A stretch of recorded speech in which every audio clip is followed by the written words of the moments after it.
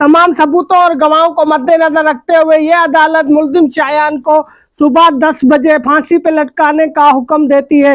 You are hanged till death. जज साहब, फांसी पे लटकाया जाएगा वो तो ठीक है, मगर उतारा कब जाएगा? क्योंकि मैं गरीब बंदा हूँ, शाम को मुझे टैक्सी भी चलानी होती है। नो। बेटा इधर आना। जी अब्बू। बेटा ये 50 के प्याज लेके आओ और 50 के आलू लेके आओ। ठीक है अब्बू। अब्बू मैं ले तो आऊं, लेकिन मुझे ये समझ में नहीं आ रहा है इसमें से प्याज का 50 कौन सा है और आलू का कौन सा? नो। पूरी की पूरी जमीन ये आपकी है। नहीं यार, ये 1947 में मेरे दादा ने सिर्फ 15 रुपए में बेच दी थी। अंकल इतनी तेज गाड़ी क्यों चला रहे हो, मरना है क्या? बेटा गाड़ी के ब्रेक फेल हो गए। मैं चाह रहा हूँ कि एक्सीडेंट होने से पहले हम घर पहुँच जाएं। ये बात है तो अंकल और तेज भगा। तेज और। अब्बू मर्द किसे कहते हैं? बेटा मर्द उस पावरफुल इंसान को कहते हैं जो घर पे हुकूमत करता है। ठीक है अब्बू, मैं भी बड़ा होके अम्मी की तरह मर्द बनूंगा।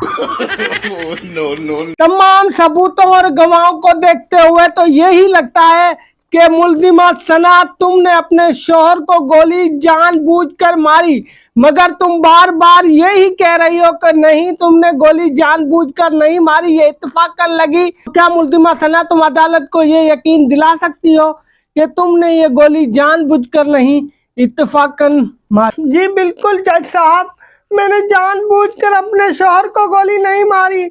मैंने जैसे ही बंदूक उठाई और अपनी सास की तरफ निशाना किया तो मैंने जैसे ही गोली चलाई तो मेरे शौहर भागते भागते बीच में आ गए और उधर ही मर गए। नो। अंकल ये आपको क्या हुआ? बेटा पड़ोस में चंदा मांगने के लिए गया था। अब मुझे क्या पता उसकी बीवी का नाम चंदा है, मार मार कर ये हाल कर दिया। नवीद, तुम पर इल्जाम है कि तुमने खातून डॉक्टर को हरासा किया और उसे मेरी जान कहकर पुकारा। जज साहब, डॉक्टर साहिबा ऐसे हिदायत दे रही थी जैसे मुझे मेरी बीवी देती है, तो मेरे मुंह से भी निकल गया ठीक है जान। नो। हेलो जान, बस 500 का लोड अभी करवा देता हूँ। बेटा तेरा बाप खांसी से मर रहा है और तू अपनी गर्लफ्रेंड को पैसे दे रहा है। वफा तो कितना गिर गया है, तेरा बाप खांसी से मर रहा है और तू गर्लफ्रेंड को इजी लोड करवा रहा है। 5000 अब्बू को देता हूँ, अब्बू अपनी दवाई लेकर आए। जान, मैंने मेरे बेटे को बोला है वो जैसे ही पैसे देता है ना हम शॉपिंग पे चलते। सर मुझे ना 1 महीने की छुट्टी चाहिए। पूरे 1 महीने की छुट्टी?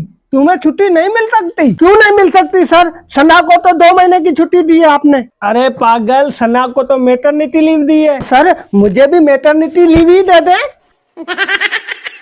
बेटा आप ये बताओ कि अंडे से चूजा कैसे निकलता है? ये इतनी जरूरी बात नहीं है, बल्कि सोचने वाली बात तो ये है कि चूजा अंडे में गया कैसे। तमाम सबूतों और गवाहों को मद्देनजर रखते हुए ये वादे हो गया है कि मुल्जिम नवीद ने ही इनकम टैक्स ऑफिसर का कत्ल किया है, मगर ये अदालत मुल्जिम नवीद को सफाई देते हुए ये जानना चाहेगी कि उसने ऐसा कत्ल क्यों किया। मुल्जिम नवीद, आपने इनकम टैक्स ऑफिसर को क्यों मारा? जज साहब, जब मैंने इनकम टैक्स ऑफिसर को टैक्स देने से इनकार किया तो उसके बदले में वो मेरी गाय लेकर जा रहा था। जज साहब, गाय के बछड़े तड़प तड़प कर रो रहे थे साहब। बस उसी रहम की वजह से मैंने इनकम टैक्स ऑफिसर को कत्ल कर दिया साहब। जिसने भी सोचा कि मैं डर गया, अर्थी पे वो साला अपने घर गया। मैं नहीं डरता, मौत डरती है मुझसे, मौत। आपको पता है अमेरिका में एक आदमी है, वो लोहे की चीजें, प्लास्टिक की चीजें सब कुछ खा जाता है। ओए होए, फिर जब कभी उसको मोशन होते होंगे तो उसका क्या हाल होता होगा?